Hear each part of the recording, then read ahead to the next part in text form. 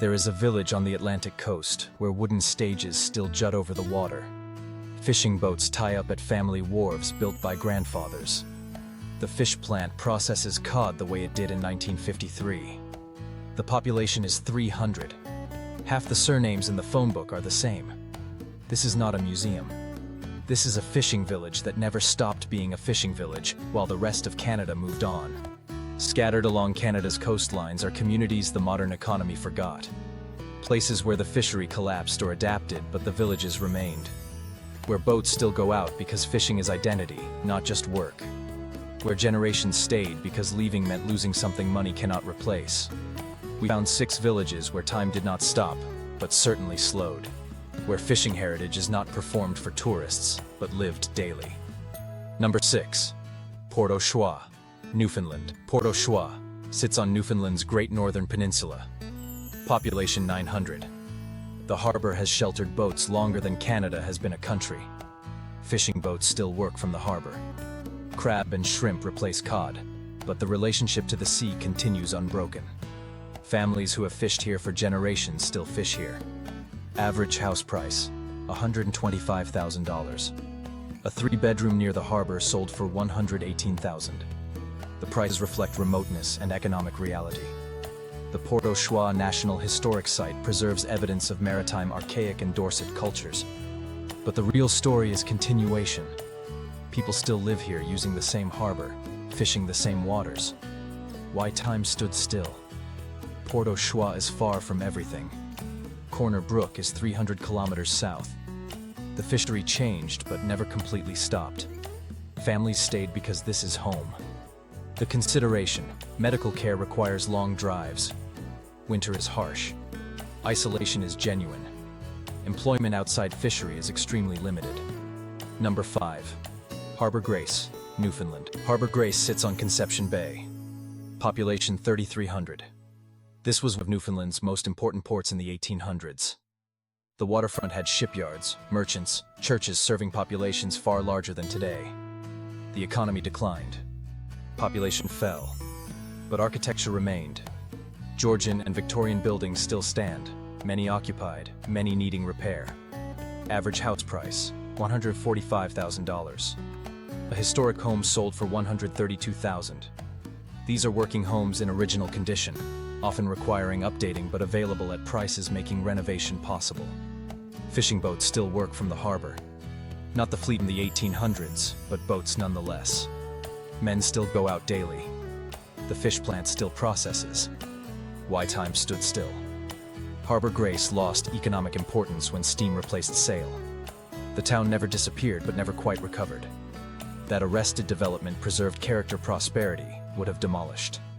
The consideration: many buildings need significant work. Services have gaps. Medical facilities require driving to Carbonear or St. John's. Number 4. Neil's Harbour, Nova Scotia. Neil's Harbour sits on Cape Breton's northern coast. Population roughly 400. The harbour is tiny, protected by rock walls, filled with fishing boats packed tightly. The lighthouse sits on rocks above, red and white against gray stone and blue water. This is a working lobster fishing village.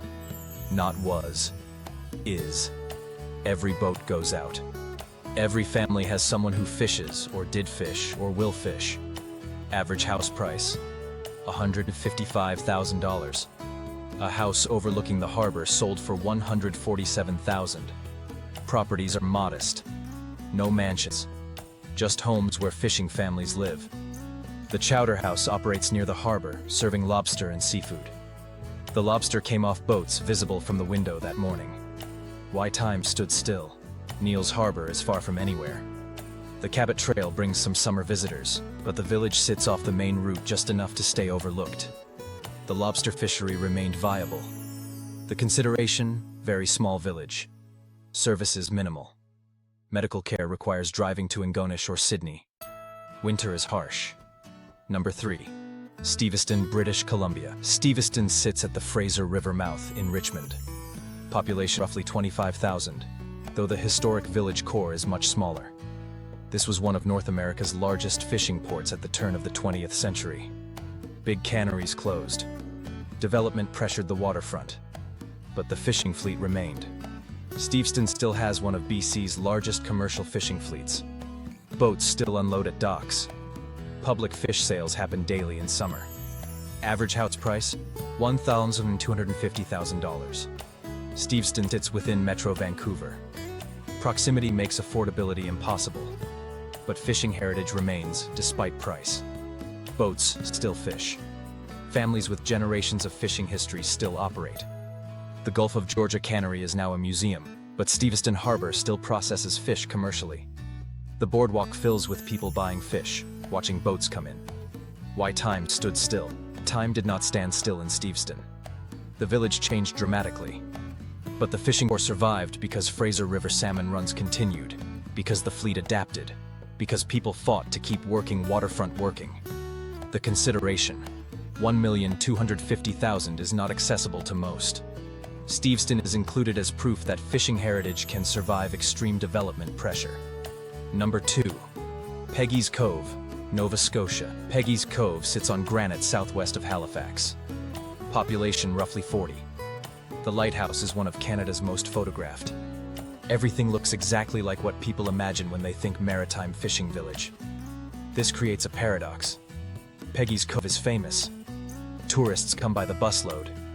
Yet the village remains remarkably unchanged. The same families live here. Fishing boats still work from the tiny harbor. Average house price. Properties rarely appear for sale. When they do, prices exceed $500,000. But 40 people live here. The village has no services. No store. Just houses and the lighthouse and the harbor. The rocks around Peggy's Cove are granite worn smooth by waves. The landscape is dramatic. Walking the rocks means moving carefully. The ocean claims lives here regularly. Why time stood still? Peggy's Cove stayed small because geography allows nothing else. The rocks do not support development.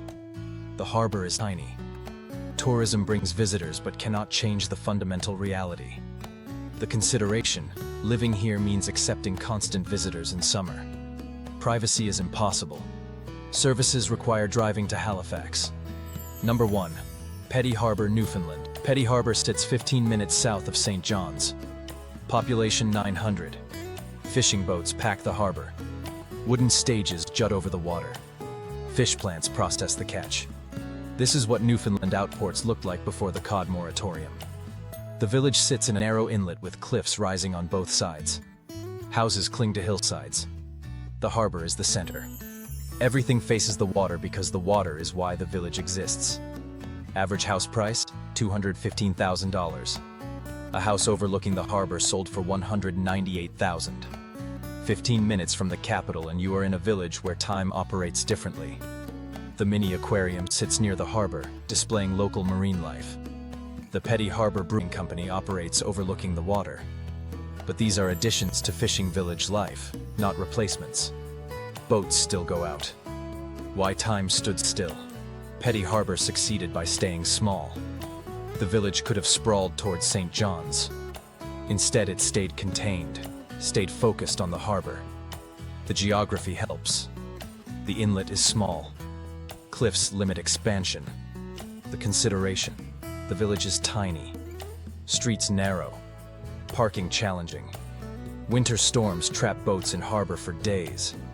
But proximity to St. John's means services and medical care are accessible. Petty Harbour takes top spot because it proves fishing heritage can survive 15 minutes from a capital city. Staying small, staying focused on traditional economy, staying connected to the sea, can work even when development pressure exists. Conclusion: 6 fishing villages. Port au Choix to Petty Harbour. Prices from $125,000 to over $1 million. Each with working harbors. Each with fishing culture that continued rather than stopped. These villages prove that time standing still is not always negative. Sometimes staying the same means preserving something valuable. Sometimes refusing to change means keeping identity that modernization destroys. Fishing changed. Technology changed. Economics changed. But the fundamental relationship to the sea remained. Families stayed. Boats went out. Communities functioned as they always had, adapting without abandoning what mattered. For those who romanticize fishing village life, these places offer reality check. The work is hard, the weather harsh, the economics difficult. But for those who understand that some things matter more than ease, these villages show what survival looks like. Canada's fishing heritage is not dead. It is living in villages that stayed when leaving seemed easier. Your move,